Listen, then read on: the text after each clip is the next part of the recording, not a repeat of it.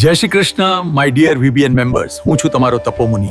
આજે હું લઈને આવ્યો છું તમારા માટે એક ખાસ ટોપિક, ધનની વાત.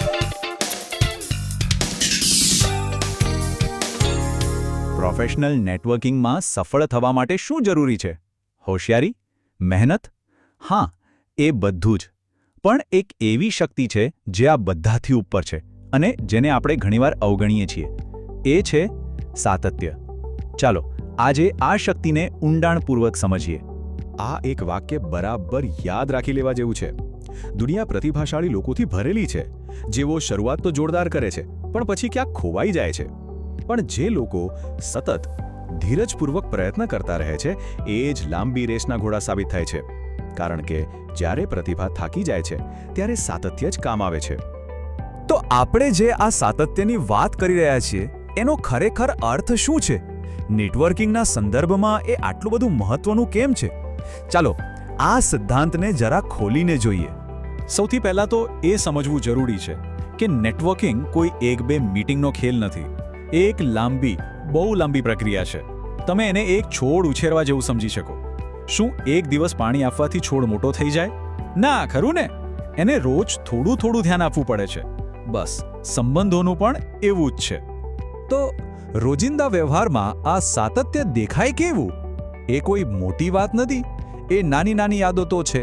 જેમ કે દરેક મીટિંગમાં સમયસર પહોંચવું, નિયમિત રીતે V2V એટલે કે વૈષ્ણવ ટુ વૈષ્ણવ મીટિંગ્સ કરવી, કોઈ રેફરલ મળે તો તરત જ એનું ફોલોઅપ કરવું અને આપણું પોર્ટલ હંમેશા અપડેટ રાખવું.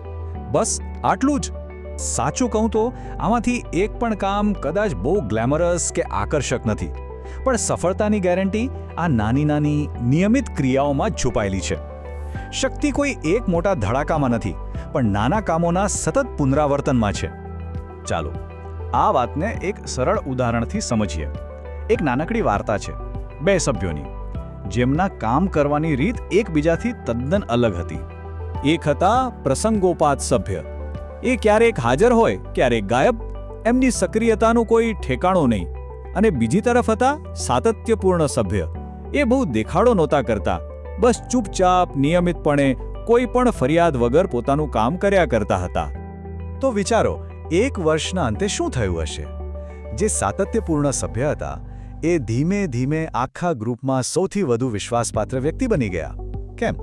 કારણ કે સાતત્ય જ વિશ્વાસનું બીજું નામ છે અને નેટવર્કિંગની દુનિયામાં વિશ્વાસ જ સૌથી મોટી સંપત્તિ છે. તો પછી સવાલ એ થાય કે જો આટલું સરળ છે તો બધા લોકો કેમ સાતત્ય જાળવી નથી શકતા? જવાબ છે બહાના. અને ચાલો આપણે આ બહાનાઓને મજબૂરી નહીં પણ આપણી પસંદગી તરીકે જોઈએ. સૌથી પહેલું અને સૌથી લોકપ્રિય બહાનું, મારી પાસે ટાઈમ જ નથી. બીજું બહાનું જે આપણે વારંવાર સાંભળીએ છીએ, આ અઠવાડિયે તો કામનું ભારણ બહુ જ વધારે છે. અને ત્રીજું જે કામ ટાળવાની આપણી વૃત્તિ બતાવે છે, ચાલશે આ કામ હું પછી કરી લઈશ. પણ આ બધા જ બહાનાઓનો જવાબ માત્ર એક જ વાક્યમાં છે: સાતત્ય માટે તમારે દિવસમાં 24 કલાકથી વધારે સમય નથી જોઈતો. એના માટે તમારે ફક્ત તમારી પ્રાથમિકતાઓ બદલવાની જરૂર છે. આ ટાઈમ મેનેજમેન્ટનો નહીં, પ્રાયોરિટી મેનેજમેન્ટનો સવાલ છે. સારું, તો બહાનાઓને બાજુ પર મૂકીએ અને હવે વાત કરીએ એકદમ સરળ અને અસરકારક પદ્ધતિની. એક એવી સિસ્ટમ જે સાતત્ય જાળવવાનું કામ મુશ્કેલ નહીં પણ એકદમ વ્યવસ્થિત બનાવી દેશે. આ એકદમ સરળ સાપ્તાહિક ફોર્મ્યુલા છે. દર અઠવાડિયે ફક્ત 3 કામ કરવાના છે. 1. કોઈ પણ એક મીટિંગમાં હાજરી આપો. 2.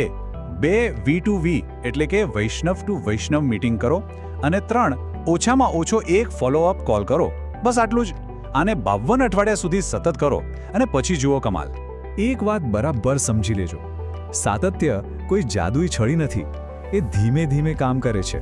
એના પરિણામો કદાચ તરત નહીં દેખાય, પણ એક વાતની ગેરંટી છે, એ ક્યારે નિષ્ફળ નથી જતું. એનું વળતર મળે જ છે. તો આટલી મહેનત અને નિયમિતતાનું અંતિમ ફળ શું છે? આટલા પ્રયત્નોનું સૌથી મોટું વળતર શું છે? જવાબ એક જ શબ્દમાં છે: વિશ્વાસ. અને આ છે આજનો સુવર્ણ નિયમ, જે હંમેશા યાદ રાખવા જેવો છે. લોકો એવા વ્યક્તિ સાથે કામ કરવાનું નથી પસંદ કરતા જે બહુ તેજસ્વી હોય, પણ એવા વ્યક્તિને પસંદ કરે છે જે વિશ્વસનીય હોય, જેના પર આંખ બંધ કરીને ભરોસો કરી શકાય. અને વિશ્વસનીય બનવાનો એકમાત્ર રસ્તો છે સાતત્ય.